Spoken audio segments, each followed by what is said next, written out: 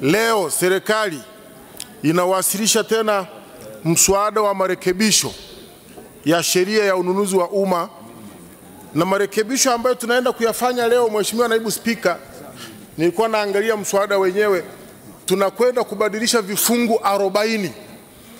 Na vifungu 40 ni vingi sana Mheshimiwa Naibu Spika. Na ni vifungu ambavyo tunaenda kuvibadilisha katika hati ya dharura.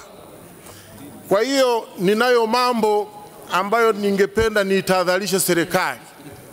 Mheshimiwa Naibu Spika, hivi kweli kamati hii kupitia na kuchambua uamuzi huu ni kasoro, ni upungufu? Mimi nilidhani kuendelea kuwapa rungu zaidi kamati ya mipango na fedha, ndipo pale ambapo watahakikisha fedha za wananchi katika manunuzi ya umma kwenye miradi inatumika ipasavyo. Na ndio maana Mheshimiwa Naibu Spika, kamati hii inapokuwa inapokea taarifa hii na kuichambua, wao hawaiambii bodi kwamba mpeni huyu zabuni. Hapana, wao jukumu lao ni kuangalia. Inawezekana katika kaguzi walizofanya za miradi wakakuta kuna mzabuni, kampuni ya ukandarasi imechakachua mradi, imejenga mradi chini ya kiwango. Wanayo mamlaka ya kuiambia bodi kwamba huyu mkandarasi huyu ana matatizo, ili waweze kuiangalia upya zabuni ile. Kwa hiyo Mheshimiwa Naibu Spika, ninamtahadharisha sana Waziri wa Mipango na Fedha alitazame hili, ili tuhakikishe kwamba sharti hili la kuipa kamati ya fedha na mipango liendelee kama lilivyokuwa.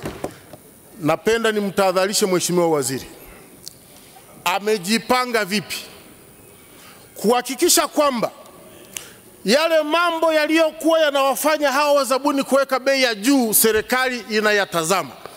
La kwanza, wazabuni hawa wanapokuwa wanaleta bei zao, serikali hii imekuwa haiwalipi kwa wakati, na hivyo wamekuwa wakiingia hasara. Wanafuatilia madai yao miaka nenda rudi, serikali haiwalipi, na matokeo yake hata zile fedha wanazofuatilia zinakuwa haziwasaidii. Na kampuni nyingi Mheshimiwa Naibu Spika zimefirisika. Watu wanalisha mashule, wanalisha magereza, lakini malipo kutoka serikalini inakuwa ni kizungumkuti.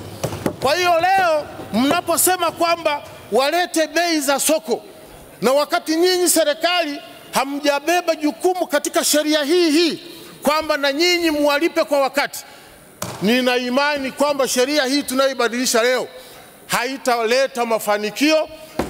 Wazabuni hawa mtaendelea kupata bei zile za juu, na vinginevyo hamtawapata wazabuni, mtarudi kule kule kuanza kufanya manunuzi nyinyi wenyewe.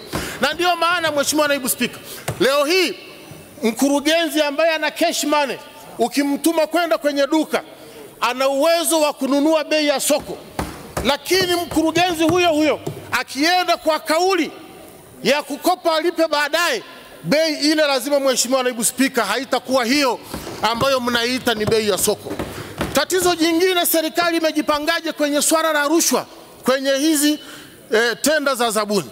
Kwa sababu rushwa ndiyo husababisha wazabuni hao wanaleta bei ambazo ziko juu, na wamekuwa wakifanya mawasiliano na wazabuni kwamba katika kujenga barabara hii, au katika kuleta generator, katika kuleta friji, katika kulisha shule ndizi moja, lazima ulete bei fulani kwa ajili ya kushindana na hao wengine. Na wanafanya hivyo kwa sababu wazabuni hawa au wakandarasi, ili waweze kulipa ile 10% ambayo ni ya corruption, lazima waweke bei za juu. Hawawezi wakatumia hela zao za mfukoni katika kulipa hawa katika njia ya rushwa. Kwa hiyo nilitaka kujua Mheshimiwa Naibu Spika, serikali imejipangaje? Haya mambo ya kuambia wazabuni wanapoleta zabuni zao kwamba wawe wameandika kwamba hawatajihusisha na rushwa, yale yamekuwa ni maandishi tu, ni makaratasi, lakini bado kumekuwa na matatizo kwenye zile zabuni.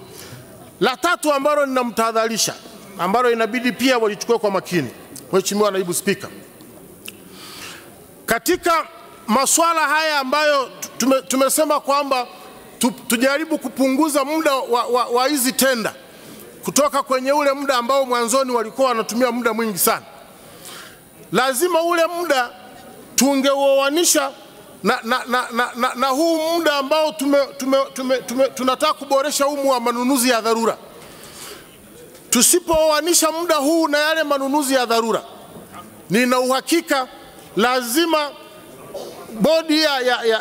bodi ya zabuni watakuwa hawatengenezi ule mpango wa manunuzi kwa mwaka.